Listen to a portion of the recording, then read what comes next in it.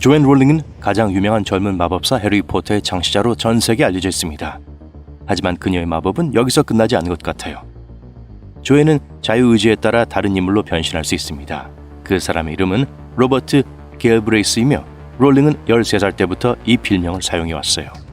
그 해에 그녀는 뻐꾸기의 부름이라는 가명으로 첫 번째 책을 출간했습니다. 갤브레이스가 실존 인물이 아니며 범죄 소설의 작가가 J.K. 자신이라는 사실을 팬이 알게 되자 이 책은 순식간에 베스트셀러가 됐어요. 하지만 역사상 가장 유명한 작가 중 한 명이 왜 자신의 실명을 숨기고 싶어 했을까요? 롤링이 직접 설명했듯이 그녀는 책에 대한 과대 광고나 기대를 피하기 위해 그렇게 했다고 합니다. 그녀는 그저 글쓰기에만 집중하고 싶었고 팬들이 자신의 비밀을 너무 빨리 알게 된 것을 후회하고 있어요. 자신의 성격과 최대한 거리를 두기 위해 남성 페르소나를 선택했습니다. 비록 롤링은 그것이 그녀의 글쓰기 스타일에 영향을 미치지 않는다고 느꼈지만 그것은 우리가 이야기하고 있는 다른 장르일 뿐입니다. 롤링은 자신이 가장 좋아하는 이름 중 하나이기 때문에 로버트라는 이름을 선택했고 해리포터 캐릭터에 이 이름을 붙인 적이 없어요. 갤브레이스라는 성은 작가가 어렸을 때 엘라 갤브레이스라는 이름으로 불리기를 꿈꿨던 데서 유래한 거예요. 그 성을 가진 사람은 알았던 것도 아니었고 그저 그녀의 이상한 소원이었을 뿐이죠. 변정을 원했던 또 다른 작가는 스티븐 킹이었습니다. 그 이유 중 하나는 당시 출판사들이 유명 작가의 이름을 걸고 1년에 한 권 이상의 책을 출간하는 것은 시장을 과포화 상태로 만든다고 생각했기 때문입니다. 그는 더 많은 글을 쓰고 싶었고 1967년 리처드 마흐만이라는 필명으로 첫 번째 책을 출간했습니다. 그는 8년 동안 그 이름으로 숨어 지내며 분노, 긴 산책, 시너 등의 책을 출판하는 데 성공했습니다. 책의 저작권은 자신의 에이전트 이름으로 등록했어요.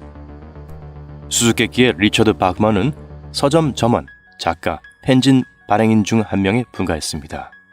워싱턴 DC의 스티븐 브라운은 스티븐 킹의 책을 충분히 읽었기 때문에 바흐만의 책이 킹의 책과 너무 비슷하다는 것을 알 수 있었어요. 그래서 그는 킹의 에이전트에게 편지를 보내 적어도 한 사람이라도 그 비밀을 알고 있는 상태에서 어떻게 처리하고 싶은지 물어보기로 결정했습니다. 그러자 킹으로부터 직접 전화가 걸려와 그 지식으로 무엇을 하고 싶은지 물었어요. 그리고 그것이 바로 얼마 지나지 않아 존재를 감춘 바흐만의 종말의 시작이었습니다. 때때로 현실에서 작가의 진정한 정체를 찾는 것은 줄거리 자체에 반전이 있는 미스터리가 될 수 있습니다.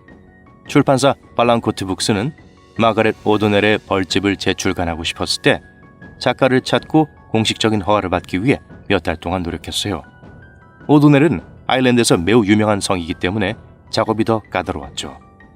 그들은 공공문서와 신문기록 보관소를 검색하고 심지어 책의 더스트 자켓에서 그녀의 대학 이름과 같은 데이터를 사용해서 수수께끼의 작가를 찾아냈습니다. 구글 도서관에서 찾은 참고 문헌에 같은 이름을 가진 다른 여성이 언급되어 있었어요. 하지만 마가렛 제인 오드넬이 아닌 것으로 밝혀져 상황은 더욱 악화되었습니다. 결국 그들은 트위터의 도움을 요청해야 했어요. 이는 책에 대한 판권을 공개적으로 인정한 것과 같았기 때문에 위험한 행동이었습니다. 출판사는 온라인 기사에서 벌집이 언급된 것을 보고 이 책을 다시 출간하고 싶어 했는데요. 먼저 책 자체를 찾아야 했습니다. 대학 도서관이 도움을 줬어요. 그리고 나서 발랑코트 북스에게는 전혀 새로운 탐정 작업이 시작되었습니다. 마가렛 오드넬이라는 이름과 남편과 아들의 이름만 언급되어 있는 게 다였거든요. 몇 년 후 그녀의 손녀라고 주장하는 한 여성이 구글 리드에 책에 대한 댓글을 남겼지만 이름만 있고 연락처는 없었습니다. 다행히도 트위터가 구해줬어요. 몇 가지 잘못된 단서 끝에 24시간 만에 누군가 올바른 마가렛 오더넬의 부고 기사를 보냈습니다. 알고 보니 그녀는 29의 세상을 떠났고 그녀의 아들이 유언 집행인이 된 상태였어요. 며칠 후 발랑코트로 연락이 왔을 때 그는 어머니의 업적이 계속 이어질 수 있게 되어 정말 기뻤고 어머니도 기뻐하셨을 것이라고 확신했습니다. 집에 낸시 드루 시리즈의 많은 책 중 하나가 있다면 표지에 캐롤린 킨이라는 이름이 있을 겁니다. 실제로 그 이름 아래 숨어있는 유령 작가 그룹이 있어요. 미국 작가 에드워드 스트라테마이어가 캐릭터를 창조하고 첫 번째 책에 개요를 썼습니다. 그 후 그는 밀드레드 위트 벤슨에게 펜을 넘겼습니다. 그녀는 처음 30편의 낸시 드루 소설 중 23편을 썼어요. 밀드레드는 낸시 드루에게 자신만의 독특한 성격을 부여하여 독립적이고 용감하며 당찬 10대 탐성의 성격을 형성했습니다. 그녀는 어릴 때부터 모험과 액션 소설을 즐겨 읽었어요. 13살 때 그녀의 단편 소설이 청소년 독자를 위한 인기 잡지에 실리기도 했죠. 당시 아이오와주 시골 지역에서는 여학생이 선택할 수 있는 직업이 많지 않았지만 다행히도 벤슨의 부모님은 작가가 되고 싶다는 그녀의 소망을 지지해줬습니다.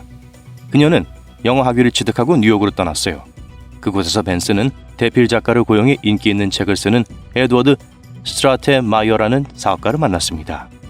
그는 그녀에게 낸시 드루 시리즈 작업을 도와달라고 부탁했어요. 이 젊은 아마추어 탐정은 여러 세대에 걸쳐 꿈의 이미지이자 롤모델이 되었습니다. 벤슨 이후에도 여러 유령 작가들이 이 이야기를 이어나갔어요. 빅토리아 시대 가장 성공한 작가 중 한 명인 메리 앤 에반스에 대해 들어본 적이 없으실 거예요. 조지 엘리엇으로 유명해졌기 때문이죠. 소설을 쓰기 전에는 런던에서 프리랜서 작가로 활동하며 웨스트민스터 리뷰와 같은 프로젝트에 참여했습니다. 조지 엘리엇이 서명한 작품을 통해 그녀는 현대 소설에서 획기적인 심리 분석 방법을 세상에 선보였습니다. 메리앤은 사랑에 빠져 공식적으로 결혼했지만 별거 중이던 한 철학자와 동거를 시작했어요. 당시로서는 엄청난 금기사항이었고 모든 시선이 그녀에게 쏠렸죠. 사회 비판적인 시선을 피하고 자신의 작품이 스캔들과 연관되지 않도록 하기 위해 그녀는 남성 가명을 선택했습니다. 그렇게 탄생한 조지 엘리엇은 그녀의 사랑을 기리는 조지와 발음하기 쉬운 성인 엘리엇을 완벽하게 조합한 이름이에요. 우리는 모두 아가사 크리스티를 에르큐얼 포아로와 미스 팜프를 탄생시킨 천재적인 작가로 알고 있고 그녀의 미스터리한 이야기는 우리를 긴장하게 만듭니다. 하지만 크리스티는 메리 웨스트 맥콧으로 변장하기로 결심한 비밀스러운 정체를 가지고 있었어요.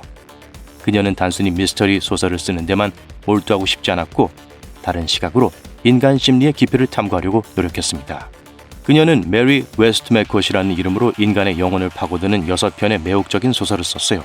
이름 자체도 무작위로 지어진 것이 아닙니다. 메리는 아가사의 미들네임이었고 웨스트 맥콧은 집안 대대로 내려오는 이름이었죠. 그녀의 팬들은 거의 20년 동안 그녀의 이름을 알지 못했습니다. 그 후에도 그녀는 이 필명으로 2권의 마지막 소설을 출간했어요. 그녀의 작품을 기념하는 행사에 초대받았을 때 그녀는 아가사 크리스티를 만나게 해준 주최 측에 감사를 표했습니다. 또한 오랜 친구인 메리 웨스트 맥콧도 데려갈 계획이라고 덧붙였죠. 1948년과 동물농장의 작가 조지 오웰의 본명은 에릭 아서 블레어입니다.